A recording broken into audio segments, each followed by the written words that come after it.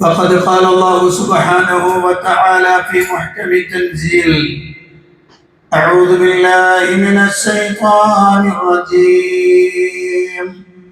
يا أيها الناس اتقوا ربكم الذي خلقكم من نفس واحدة وخلق منها زوجها وبث منهما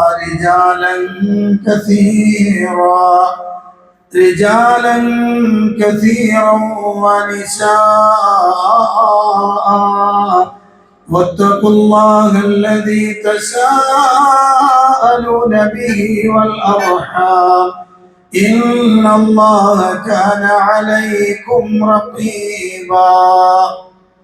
يا أيها الذين آمنوا اتقوا الله وقولوا قولا سديدا يصلح لكم أعمالكم ويغفر لكم ذنوبكم ومن يطع الله ورسوله فقد فاز فوزا عظيما. يا أيها الذين آمنوا اتقوا الله حق تقاته ولا تموتن إلا وأنتم مسلمون. പ്രിയപ്പെട്ട സത്യവിശ്വാസികളെ, സത്യവിശ്വാസിനികളെ,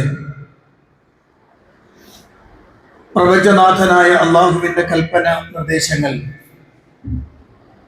ജീവിതത്തിൻ്റെ നിഖില മേഖലകളിലും സൂക്ഷിക്കണമെന്ന് എന്നോടെന്ന പോലെ നിങ്ങൾ ഓരോരുത്തരോടും അതറിയിക്കുന്ന പ്രാധാന്യത്തിൽ ഗൗരവത്തിൽ ഉണർത്തുകയാണ്. പരിശുദ്ധ റമദാനിലെ ആദ്യത്തെ വെള്ളിയാഴ്ചയാണ്. അല്ലാഹു സുബ്ഹാനഹു വ തആല നമുക്ക് നൽകിയിട്ടുള്ള ഒരു സുവർണാവസരമാണ്. ജീവിതത്തിൽ നമുക്ക് ലഭിക്കുന്ന ഏറ്റവും സുന്ദരമായ ഒരവസരം.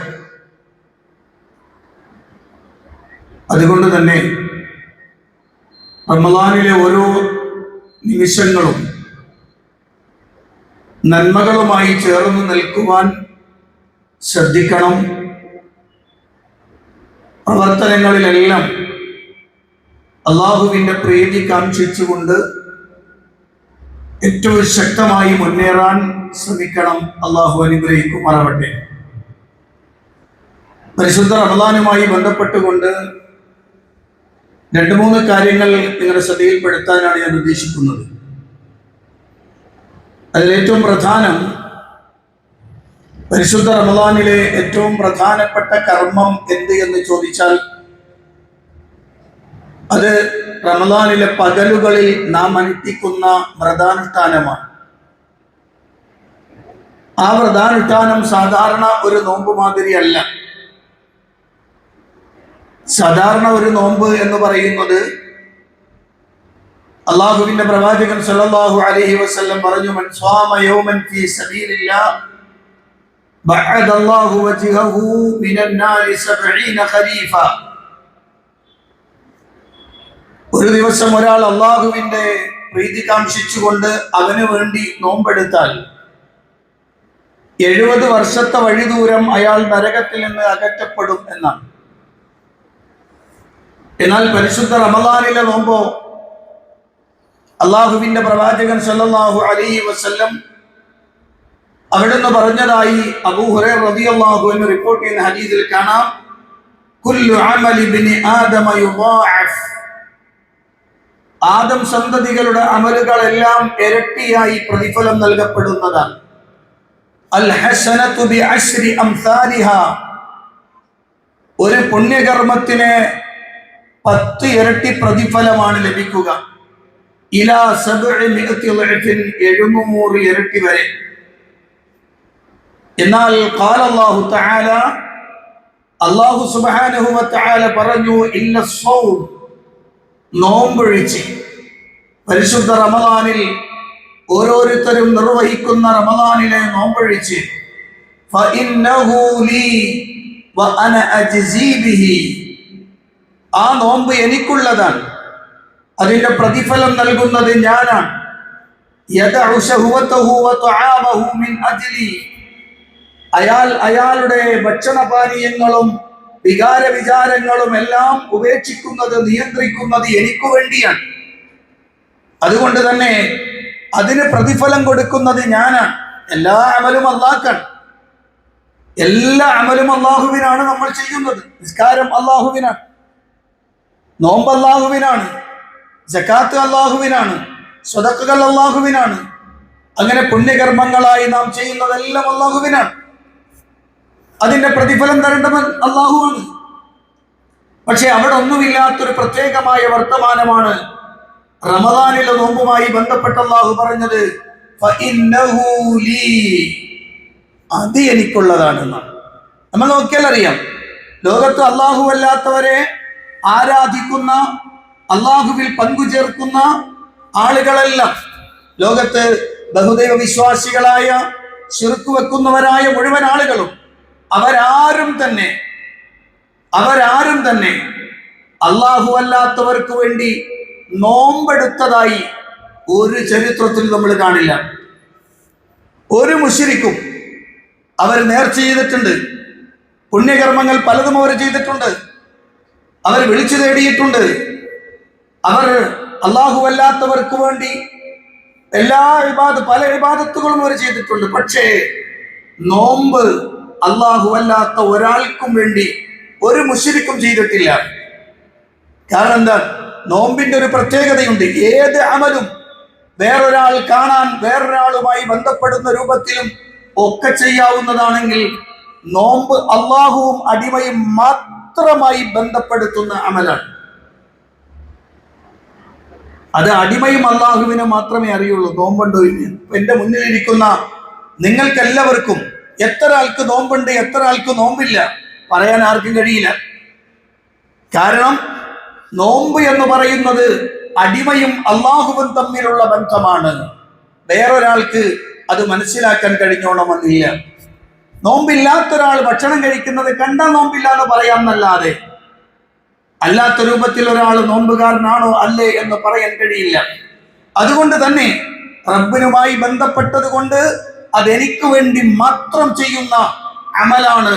അതുകൊണ്ട് അതിന്റെ പ്രതിഫലം നൽകുന്നത് ഞാനാണ് എന്ന് അല്ലാഹു സുബ്ഹാനഹു വ തആല പഠിപ്പിക്കുകയാണ്.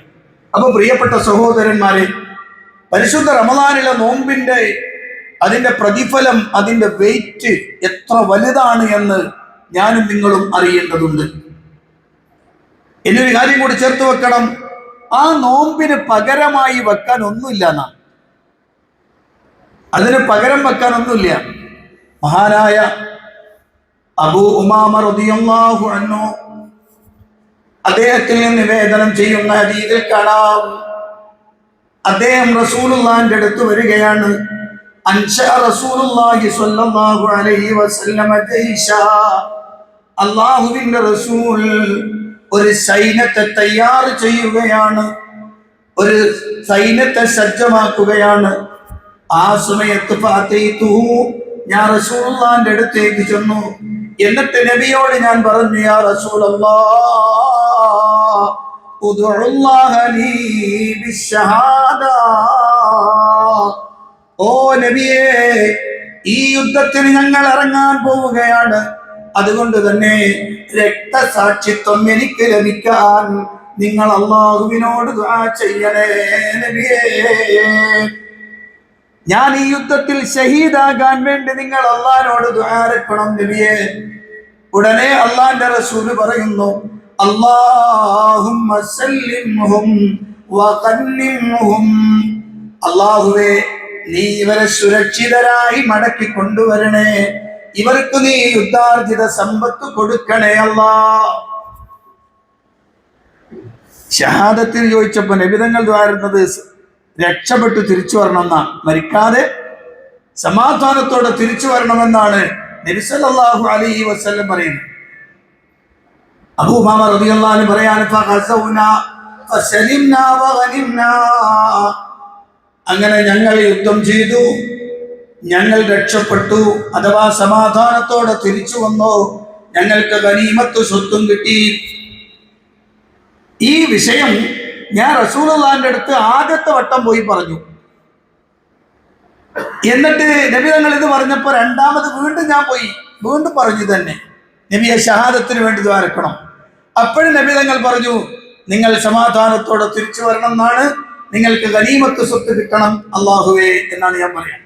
3 പ്രാവശ്യം. ആ സമയത്ത് മഹാനായ അബൂ ഉമാമ റളിയല്ലാഹു റസൂലാണ് ചോദിക്കാണ്, നബിയെ 3 പ്രാവശ്യം ഞാൻ നിങ്ങളുടെ അടുത്ത് വന്ന് ദുആ ഇറക്കാൻ പറഞ്ഞപ്പോഴും നിങ്ങൾ അപ്പോഴെല്ലാം ഇങ്ങനെയാണ് ദുആ ഇറക്കുന്നത്.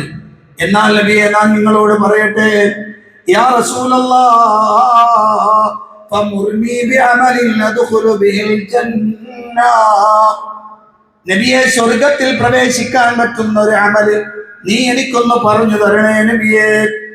സ്വർഗത്തിൽ പ്രവേശിക്കാൻ പറ്റുന്ന അമല് പറയണം. ഉടനെ റസൂലുള്ളാഹി പറയുന്നു, അലൈക ബിസ്സൗമി ഫഇന്നഹു ലാ മിസ്ല ലഹു. ഓ അബൂ ഉമാമ, നോമ്പെടുത്തോളൂ. നോമ്പിന് പകരമായി, നോമ്പിന് തുല്യമായി വേറെ ഒരു അമലും ഇല്ല. അബൂ ഉമാമ റളിയല്ലാഹു അൻഹു പറയാൻ. അപ്പൊ നോമ്പ് എന്ന് പറഞ്ഞാൽ പകരം വെക്കാനില്ലാത്ത ഇബാദത്താണ് എന്നർത്ഥം. എന്നാൽ അബൂ ഉമാമ റളിയല്ലാഹു അൻഹു ചെയ്ത എന്താണെന്നറിയോ? സഹാബികൾ പറയാണ്, അബൂ ഉമാമയുടെ വീട്ടിൽ പിന്നീട് പകൽ സമയത്ത് പുക കാണലില്ല. അവരെ വീട്ടിൽ നിന്ന് പാകം ചെയ്യുന്നതൊന്നും കാണൂല, ഏതൊഴിച്ച് ഇല്ലാ ഇദാ നസല ബിഹിം വൈഫുൻ, വല്ല അതിഥികളും വന്നാൽ മാത്രമേ അബൂ ഉമാമയുടെ വീട്ടിൽ നിന്ന് പുക പുറത്ത് കാണുകയുണ്ടായിരുന്നുള്ളൂ. സഹാബികൾ പറയാണ്, അബൂ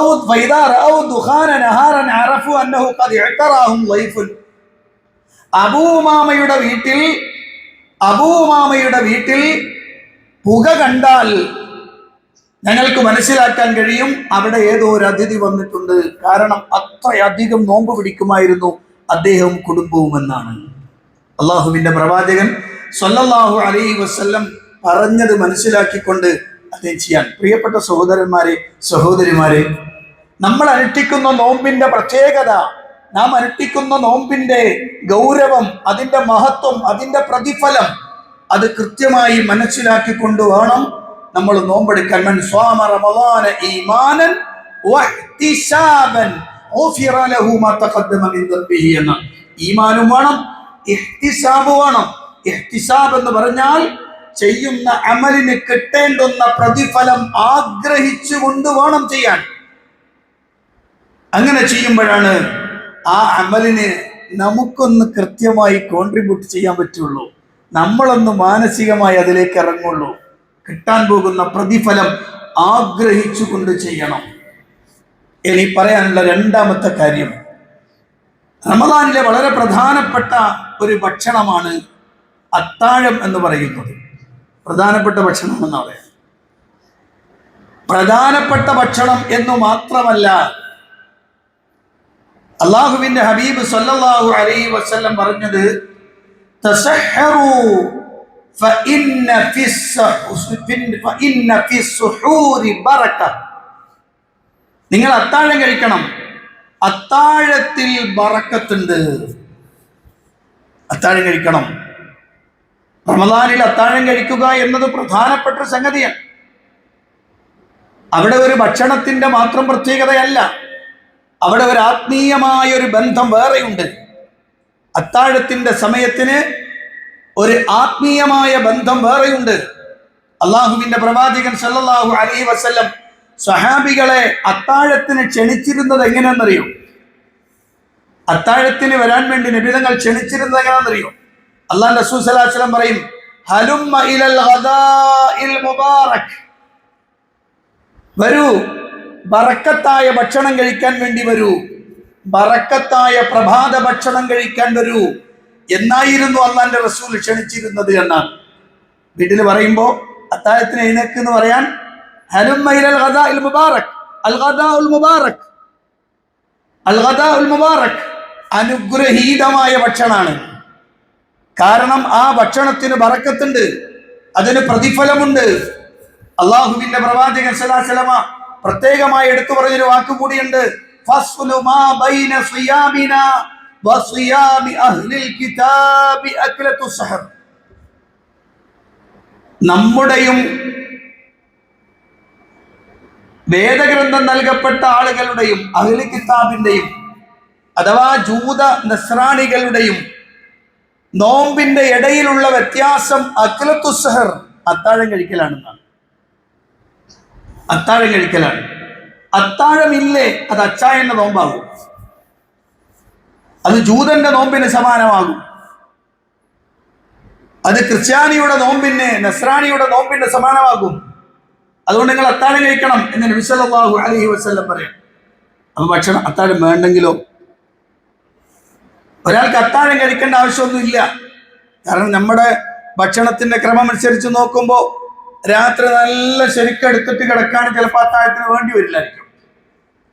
പക്ഷെ അത്താഴം എപ്പോഴും കഴിക്കണം. വലൗ ജർഅതൻ മിമ്മാ വലൗ അൻ യജ്റഅ അഹദുകും ജുർഅതൻ മിമ്മാഇൻ, ഒരു ഇറക്ക് വെള്ളമെങ്കിലും കുടിക്കണം, ഒരു മുറുക്ക് വെള്ളമെങ്കിലും കുടിച്ചിരിക്കണം. അള്ളാഹുവിന്റെ പ്രവാചകൻ സല്ലല്ലാഹു അലൈഹി വസല്ലം പഠിപ്പിക്കുകയാണ്. അപ്പൊ അതുകൊണ്ട് ആ കാര്യം വളരെ ഗൗരവതരമായി അറിയണം. എപ്പോഴാണ് അത്താഴം കഴിക്കേണ്ടത്? അതിന്റെ സമയം എപ്പോഴാണ്? വാങ്ക് കൊടുക്കുന്നതിന് ഒരു 10 മിനിറ്റ് മുമ്പ് കഴിച്ചാൽ മതി. സുബഹി ബാങ്ക് കൊടുക്കുന്നതിന് ഒരു 10 മിനിറ്റ് മുമ്പ്. ഒരു കൂടി വന്ന ഒരു 15 മിനിറ്റ് കൂട്ടിക്കളയും. കാരണം പ്രവാചകൻ സല്ലല്ലാഹു അലൈഹി വസല്ലമയും സ്വഹാബികളും അത്താഴം കഴിച്ചതുമായി ബന്ധപ്പെട്ടുകൊണ്ടുള്ള ടൈം ഡ്യൂറേഷൻ, രണ്ടിന്റെയും ഇടയിലുള്ള ടൈം ചോദിച്ചു സ്വഹാബികൾ. മഹാനായ സയ്യിദ് ഇബ്നു സാബിത്ത് റളിയല്ലാഹു അൻഹു ഹദീസിൽ കാണാം, തസഹറനാ മഅൻ നബി സ്വല്ലല്ലാഹു അലൈഹി വസല്ലം ثم قام الى الصلاه, ഞങ്ങൾ റസൂലുള്ളാഹിന്റെ കൂടെ അത്താഴം കഴിച്ചു, എന്നിട്ട് ഞങ്ങൾ സുബഹിസ്കരിക്കാൻ വേണ്ടി പോയി, എഴുന്നേൽക്കുന്നു. ഖുൽതു, അപ്പോൾ ഞാൻ ചോദിച്ചു, കം കാന ബൈനൽ അദാനി വസ്സഹൂർ, സുബഹി ബാങ്കിന്റെയും അത്താഴത്തിന്റെയും ഇടയിൽ എത്ര സമയമുണ്ടായിരുന്നു? ഖാല, അദ്ദേഹം പറഞ്ഞു, ഖദ്റു 50 ആയ, 50 ആയത്തോതാനുള്ള സമയം. 50 ആയത്തോതാനുള്ള സമയം എന്ന് പറഞ്ഞാൽ ഒരു 50 ആയത്തോതാൻ ഒരു 10-15 മിനിറ്റ് മതി. ആ സമയമാണ് അത്താഴത്തിന്. 3 മണിക്കും 4 മണിക്കൊക്കെ എഴുന്നേറ്റ് അത്താഴം കഴിക്കുന്ന ആളുകളുണ്ട്. ഏറ്റവും നല്ല സമയം അത്താഴത്തിന്റെ സമയം. അങ്ങനെയായിരുന്നു നബിയും സ്വഹാബികളും ഒക്കെ അത്താഴം. അതിന് മുമ്പ് അത്താഴം കഴിച്ചാൽ അത്താഴമായിട്ട് പരിഗണിക്കൂല എന്നൊന്നും ഇല്ലട്ടാ. അത്താഴത്തിന്റെ സമയം അങ്ങനെ ആ തഹജ്ജുദിന്റെ ആ സമയത്ത് തന്നെയാണത്. അപ്പൊ അത്താഴം കഴിക്കുക എന്നത് പ്രധാനപ്പെട്ട ഒരു സംഗതിയായി അള്ളാഹുവിന്റെ പ്രവാചകൻ സല്ലല്ലാഹു അലൈഹി വസല്ലം പഠിപ്പിച്ചിട്ടുണ്ട്.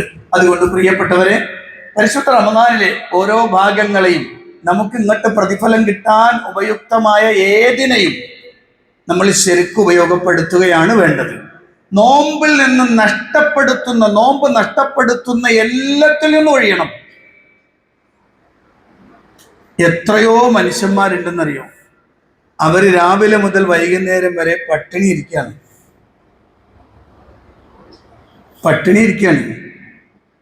കാരണം അവരുടെ നാവിന് നോമ്പില്ല, അവരുടെ കണ്ണിന് നോമ്പില്ല, അവരുടെ കയ്യിന് നോമ്പില്ല, അവരുടെ കാലിന് നോമ്പില്ല. അവരുടെ നോമ്പ് ആകെ ഉള്ളത് പള്ളക്ക് മാത്രമാണ്. തീറ്റയും കുടിയുമില്ല, ബാക്കിയൊക്കെ സാധാരണ പോലെയാണ്. സംസാരത്തിൽ ശ്രദ്ധിക്കൂല, ആളുകളെ കുറിച്ച് വർത്താനം പറയുന്നതിൽ ശ്രദ്ധിക്കൂല, അയാൾ ഉപയോഗപ്പെടുത്തുന്ന, അയാൾ ഫോർവേഡ് ചെയ്യുന്ന മെസ്സേജുകളെ കുറിച്ച് അയാൾക്ക് ബോധം ഉണ്ടാവില്ല. നബി സല്ലല്ലാഹു അലൈഹി വസല്ലം പറഞ്ഞൊരു വാക്കുണ്ട്, മല്ലം യദഅ ഖൗല സൂരി വൽ അമല ബിഹി ഫലൈസ ലില്ലാഹി ഹാജത്തുൻ ഫീ അൻ യദഅ തആമഹു വശറാബ. ഒരാവശ്യമില്ല. കമ്മിൻ സ്വാഇമിൻ ലൈസ ലഹു മിൻ സിയാമിഹി ഇല്ലൽ ജൂഅ. എത്ര ആളുകൾ വെറും പട്ടിണി ഇരിക്കൽ മാത്രമാണ്. അങ്ങനെ ഒരു പട്ടിണി ഇരിക്കാനാണോ പ്രിയപ്പെട്ടവരെ രാവിലെ മുതൽ വൈകുന്നേരം വരെ ഈ ചൂടുള്ള സമയത്ത് നമ്മളിങ്ങനെ ഭക്ഷണം പാനീയമൊക്കെ ഉപേക്ഷിച്ചിരിക്കുന്നത്? ഒരിക്കലുമല്ല. അതിന് അള്ളാഹു നിശ്ചയിച്ച പ്രതിഫലം വേണം. ആ പ്രതിഫലം ലഭിക്കണമെങ്കിൽ സമ്പൂർണമായ നോമ്പുണ്ടാവണം. മഹാനായ ജാബിർ റളിയല്ലാഹു അൻഹു പറഞ്ഞ വാക്കുണ്ട്, ഫൈദാ സുംത ഫൽയസും സമഉക വബസറുക വലിസാനുക.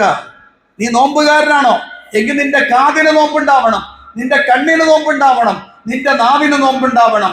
കളവ്, ഹറാമുകൾ ഒക്കത്തൊന്ന് വിട്ടു നിൽക്കണം. പോരാ,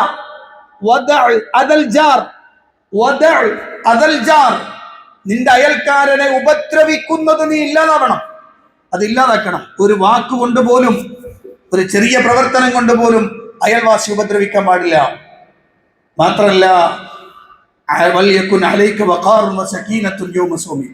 നോമ്പിന്റെ ദിവസം നിനക്ക് നല്ല അച്ചടക്കം ഉണ്ടാവണം, നല്ല ഗാംഭീര്യം ഉണ്ടാവണം.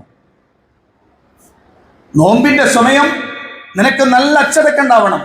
ബഹളമൊന്നും ഉണ്ടാക്കാൻ പാടില്ല എന്നാണ്. ബഹളവും പ്രശ്നങ്ങളും ഒന്നും ഉണ്ടാക്കാൻ പാടില്ല.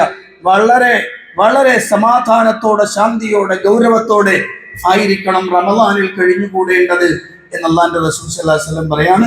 അല്ലാഹു സുബ്ഹാനഹു വ തആല ആ രൂപത്തിൽ നോമ്പെടുത്ത് പൂർണ്ണ പ്രതിഫലം ലഭിക്കുന്നവരിൽ നമ്മെ ഉൾപ്പെടുത്തി അനുഗ്രഹിക്കുമാറാവട്ടെ.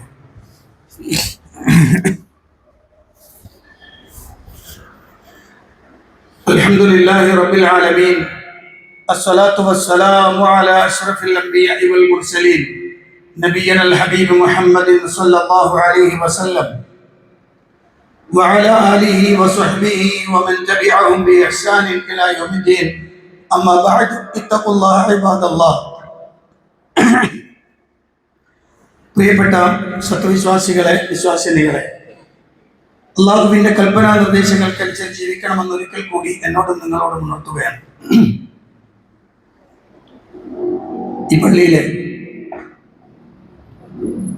ഈ പള്ളിയുമായി ബന്ധപ്പെടുന്ന ആളുകളോട് വളരെ ഗൗരവമുള്ള ഒന്ന് രണ്ട് കാര്യങ്ങൾ ഉണർത്താനുണ്ട്. ഇവിടെ അൽഹംദുലില്ലാഹ് അള്ളാഹുവിന്റെ അനുഗ്രഹത്താൽ ഒരു പള്ളി, മനോഹരമായ വളരെ സൗകര്യമുള്ള ഒരു പള്ളി ഇവിടെ അള്ളാഹുവിന്റെ അനുഗ്രഹം കൊണ്ട് ലഭിച്ചിരിക്കുകയാണ്. എത്ര ശുക്ർ ചെയ്താലും മതിയാകില്ല. അതിന്റെ പിന്നിൽ പ്രവർത്തിച്ചവർക്കൊക്കെ അള്ളാഹു പ്രതിഫലം കൊടുക്കുമാറാവട്ടെ. ഇത്രയും നാള് ചെയ്തതല്ല കാര്യം, ഇനിയാണ് ശരിക്കുള്ള പ്രവർത്തനം തുടങ്ങുക. ഈ പള്ളി കിട്ടാൻ വേണ്ടി പണിയെടുത്ത ആളുകൾ ഉണ്ടാകും, ആളുകൾ എടുത്തു പോയി സഹായം ചോദിച്ചവരുണ്ടാകും. ഈ പള്ളിയുമായി ബന്ധപ്പെട്ടതിന്റെ നിർമ്മാണ പ്രവർത്തനങ്ങളിലൊക്കെ ഭാഗവാക്കായ ആളുകളുണ്ടാവും. അതിനൊക്കെ അള്ളാഹു പ്രതിഫലം തരും. പക്ഷെ ഇനിയാണ് പണി കൂടുക. ഈ പള്ളിയുടെ ഓരോ കാര്യത്തിലും ഇതിന്റെ ചുറ്റുഭാഗത്തുള്ള ആളുകൾ അങ്ങേയറ്റം കടമപ്പെട്ടവരാണ്. ഇവിടെ എന്തെങ്കിലും ഒരു ചെറിയ അബദ്ധം സംഭവിച്ചാൽ അതിന് മറുപടി പറയേണ്ടത് ഇതിന്റെ തൊട്ടടുത്തുള്ളവരായിരിക്കും. അത്രയും ഗൗരവമാണ് അള്ളാഹുവിന്റെ പള്ളി. ഇവിടെ പ്രസിഡന്റോ സെക്രട്ടറിയോ ഖജാൻജിയോ പള്ളി കമ്മിറ്റിക്കാരൻ അതൊന്നും വിഷയമല്ല. ആയാലും ആയില്ലെങ്കിലും ഒക്കെ പണിയാണ്. ഇവിടെ ഒരു ചെറിയ അഴുക്ക് കടന്നാൽ അതെടുത്തു മാറ്റേണ്ടവൻ ആരാണ്? അതെടുത്തു മാറ്റാൻ പള്ളിയിൽ ജോലിക്ക് നിർത്തിയിരിക്കുന്നവന്റെ ഉത്തരവാദിത്വം മാത്രമല്ല, ഇവിടെ ഇരിക്കുന്ന ഓരോരുത്തരുടെയും ഉത്തരവാദിത്തമാണ്. ഞാനെങ്ങനെ അത് ചെയ്യാം? ഞാൻ പള്ളീൻ്റെ പ്രസിഡന്റ് അല്ലേ, ഞാൻ സെക്രട്ടറി അല്ലേ, അല്ലെങ്കിൽ ഞാൻ ഈ നാട്ടിലെ തറവാട്ടിലെ ഏറ്റവും പ്രധാനപ്പെട്ട ആള്, അത് ഞാനാ അഴുക്ക് കോരിക്കളയാൻ, പിന്നെ എന്തിനാ ഓന നിർത്തിക്കണത് എന്നൊരുത്തനും ചിന്തിക്കരുത്. ഒരൊറ്റ ആളുടെ മനസ്സിലും അത് വരാൻ പാടില്ല. കാരണം എന്താ അറിയോ? ഖുറൈശി ഗോത്രാണ് മക്കയിലെ ഏറ്റവും പ്രധാനപ്പെട്ട ഗോത്രം.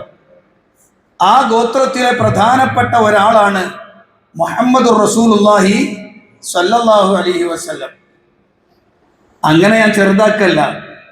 ഈ പ്രപഞ്ചത്തിൽ അള്ളാഹുവിന്റെ ചിട്ടിജാലങ്ങളിൽ ഏറ്റവും ഉത്കൃഷ്ടനാരി എന്ന് ചോദിച്ചാൽ അത് സയ്യിദുനാ വ ഹബീബുനാ മുഹമ്മദ് റസൂലുള്ളാഹി സല്ലല്ലാഹു അലൈഹി വസല്ലം. ആ നബിതങ്ങളാണ് പള്ളിയിലേക്ക് വരുന്നു, മെഹ്റാബിലേക്ക് വന്നു നിൽക്കുന്നു. ജമാഅത്തിന്റെ നമസ്കാരത്തിന് നേതൃത്വം കൊടുക്കാൻ വരുമ്പോൾ അവിടെ അതാ പ്രവാചകൻ സ്വല്ലല്ലാഹു അലൈഹി വസല്ലം കാണുന്നു, ആരോ അവരുടെ മൂക്ക് പിഴിഞ്ഞ് ഒഴിച്ചതോ അല്ലെങ്കിൽ കാർക്കിച്ചു തുപ്പിയതോ അതിൻ്റെ ഒരു ഭാഗം അങ്ങനെ ഉണങ്ങിയോണ്ടിരിക്കുന്നുണ്ട്. തലേന്ന് രാത്രിയൊക്കെ സംഭവിച്ചായിരിക്കും. അല്ലാഹുവിന്റെ റസൂൽ അത് കണ്ടിട്ട് നേരെ തിരിഞ്ഞിട്ട്, ബിലാൽ ഇവിടെ വരൂ ഇത് കണ്ടില്ല, ഇതൊക്കെ നോക്കണ്ടേ ബിലാൽ എന്ന് അല്ലാഹുവിന്റെ റസൂൽ ചോദിച്ചില്ല. അബൂബക്കർ സിദ്ദീഖിനോടും ചോദിച്ചില്ല, ഉമർ ബിൻ ഖത്താബിനോടും ചോദിച്ചില്ല, ഒരാളോടും ചോദിച്ചില്ല. അള്ളാഹുവിന്റെ ഹബീബ് സല്ലല്ലാഹു അലൈഹി വസല്ലം ചെന്ന് അവിടുത്തെ കൈ കൊണ്ടാണ് അത് ചുരണ്ടി വൃത്തിയാക്കിയത്. കാരണം ഇത് അള്ളാന്റെ പള്ളിയാണ്. അള്ളാന്റെ പള്ളി പരിപാലിക്കാൻ കെൽപ്പുള്ളവന്റെ പ്രത്യേകത എന്താണെന്നറിയോ? ഇന്നമാ യഅ്മുറു മസാജിദല്ലാഹ് മൻ ആമന ബില്ലാഹ്. അള്ളാഹുവിൽ അടിയുറച്ച വിശ്വാസമുള്ള, പരലോകത്തിൽ വിശ്വാസമുള്ളവന്റെ കൽബിനെ അള്ളാന്റെ പള്ളി പരിപാലിക്കാനുള്ള മനസ്സ് വരൂ. അവനത് കണ്ടാൽ പെട്ടെന്ന് വരും. ഒരഴുക്ക് കണ്ടാൽ പെട്ടെന്ന് തുടക്കും. നമ്മുടെ വീട്ടിലാണെങ്കിൽ തുടക്കൂലേ? തുടക്കോ? കാത്തിരിക്കോ ആളുകളെ? ഇല്ല, നമ്മൾ വൃത്തിയാക്കും. എപ്പോഴും പള്ളി ഭംഗിയായിരിക്കണം, ശുദ്ധമായിരിക്കുക എന്നത് ആദ്യത്തെ പള്ളി നിർമ്മിച്ച ആൾക്ക് അല്ലാഹു കൊടുത്ത വസിയത്താണ്. ആദ്യത്തെ പള്ളി നിർമ്മിച്ച ആളാണ്. ഇന്ന അവ്വല ബൈത്തിൻ വുദിഅ ലിന്നാസി ലല്ലദീ ബിബക്കത മുബാറകൻ വഹുദൽ ലിൽ ആലമീൻ എന്ന് അല്ലാഹുവിന്റെ ഖുർആൻ പറഞ്ഞത് കഅബാലയത്തെ കുറിച്ചാണ്. വഇദ് ബവ്വഅനാ ലിഇബ്രാഹീമ മകാനൽ ബൈത്ത്. ഇബ്രാഹിം നബിക്ക് കഅബാലയത്തിന്റെ സ്ഥാനം സൗകര്യപ്പെടുത്തി കൊടുത്തു. എന്നിട്ട് അല്ലാഹ് പറഞ്ഞ വാക്കുണ്ട്, രണ്ട് കാര്യങ്ങൾ. ഒന്നാമത്തെ വാക്ക് എന്താ അറിയോ?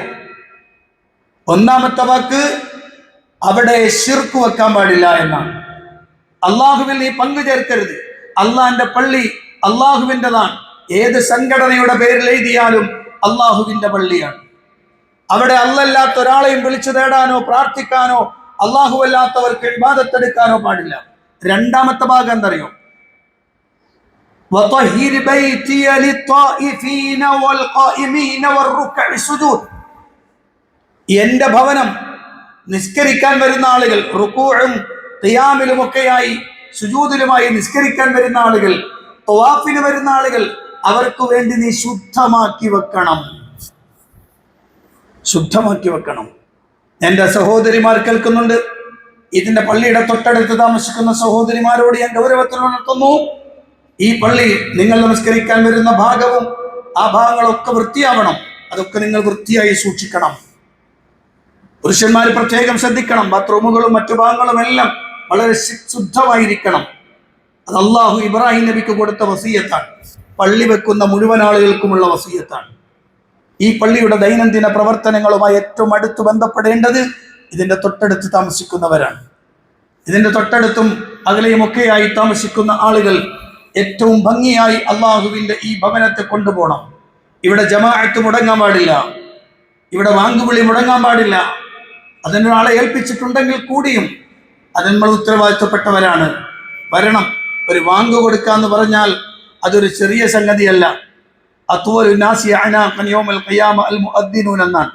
ഖിയാമത്ത് നാളിൽ ആളുകളുടെ മുന്നിൽ ഏറ്റവും ഉയർന്ന തലയുമായി നിൽക്കുന്ന ആളുകളുണ്ട്, വാങ്ക് കൊടുക്കുന്ന ആളുകൾ. വാങ്ക് കൊടുക്കാൻ അറിയാത്ത ആളുകളൊന്നും കൂട്ടത്തിൽ ഇല്ലല്ലോ. പള്ളിയിൽ വരിക, ഞാൻ വാങ്ക് കൊടുത്തോളാം, ഞാൻ വാങ്ക് കൊടുക്കാം. തിരക്കായിരുന്നു സ്വഹാബികളുടെ കൂട്ടത്തിൽ. അത്രയും വലിയ പദവി അതിനുണ്ട് എന്നാൽ. അതുകൊണ്ട് പ്രിയപ്പെട്ടവരോട് എനിക്ക് സൂചിപ്പിക്കാനുള്ളത്, അള്ളാഹു നൽകിയ അനുഗ്രഹം, ഈ അനുഗ്രഹം നാളെ റബ്ബിൻ്റെ അടുത്ത് ചോദ്യം ചെയ്യപ്പെടും. അതുകൊണ്ട് തന്നെ ഓരോ ദിവസം കഴിയുന്തോറും ഇതിനെ ഇങ്ങനെ പരിപോഷിപ്പിച്ചു കൊണ്ടുപോകണം. അതോടൊപ്പം തന്നെ ചെറിയ ചെറിയ ക്ലാസ്സുകൾ ഇവിടെ നടക്കണം. അതൊക്കെ ബഹുമാന്യനായ ഈ പള്ളിയിലെ ഇമാമായി നിശ്ചയിച്ചിട്ടുള്ള മൗലവിയുണ്ട്, അദ്ദേഹം മാഷാ അല്ലാഹ്, അദ്ദേഹം അത് ക്ലിയർ ആയിട്ട് ചെയ്യുമെന്ന് ഞാൻ വിചാരിക്കുന്നു.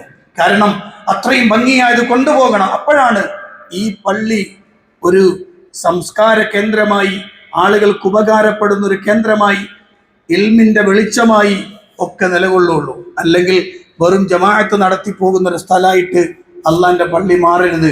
അവിടെ എല്ലാം സംഗതികളും ആളുകൾക്ക് ഉപകാരപ്പെടുന്നതെല്ലാം അവിടെ ഉണ്ടാവണം.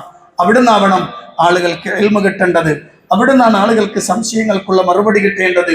അങ്ങനെ ഏറ്റവും ഭംഗിയായി മുന്നോട്ട് പോകണം. അതുകൊണ്ട് പ്രിയപ്പെട്ട ഈ നാട്ടുകാരോട്, ഇതിന്റെ ചുറ്റുഭാഗത്തുള്ളവരോട്, പള്ളിയുമായി ബന്ധപ്പെടുന്നവരോട് കർശനമായി ഗൗരവത്തോടു കൂടി ഞാൻ പറയാണ്, ഈ പറഞ്ഞ കാര്യങ്ങളൊക്കെ ശ്രദ്ധിക്കണം. നമ്മുടെ മക്കൾ, ചെറിയ കുട്ടികൾ, അവരൊക്കെ പള്ളിയിൽ ഉണ്ടാവണം, കൊണ്ടുവരണം. അവരാണ് അടുത്ത സമയത്ത് ഈ പള്ളിയുടെ കാര്യങ്ങൾ നോക്കി മുന്നോട്ട് പോകേണ്ട ആളുകൾ. അവരുടേതായി തന്നെ അവർക്കതറിയ മനസ്സിലാവണം. അതിനൊക്കെ വേണം അള്ളാന്റെ പള്ളി ഉപകാരപ്പെടണം എന്നുണർത്തുന്നു. അള്ളാഹു അനുഗ്രഹിക്കുമാറാവട്ടെ. നമ്മുടെ പ്രവർത്തനങ്ങൾ സ്വീകരിക്കുകയും അർഹമായ പ്രതിഫലം അനുഗ്രഹിക്കുകയും ചെയ്യുമാറാവട്ടെ. വന്നുപോയ തെറ്റുകുറ്റങ്ങൾ അള്ളാഹു വിട്ടുപുറത്തു മാപ്പാക്കി തരുമാറാവട്ടെ. മരണപ്പെട്ടവർക്ക് അള്ളാഹു മഗ്ഫിറത്തും മറഹ്മത്തും പ്രദാനം ചെയ്ത് അനുഗ്രഹിക്കുമാറാവട്ടെ. اللهم اغفر للمؤمنين والمؤمنات والمسلمين والمسلمات الأحياء منهم والأموات إنك مجيب الدعوات وقاضي الحاجات. اللهم أعز الإسلام والمسلمين وأذل الشرك والمشركين. اللهم دمر أعداءنا وأعداء الدين بما شئت وكيف شئت يا ذا الجلال والإكرام. ربنا آتنا في الدنيا حسنة وفي الآخرة حسنة وقنا عذاب النار. آمين برحمتك يا أرحم الراحمين والحمد لله رب العالمين.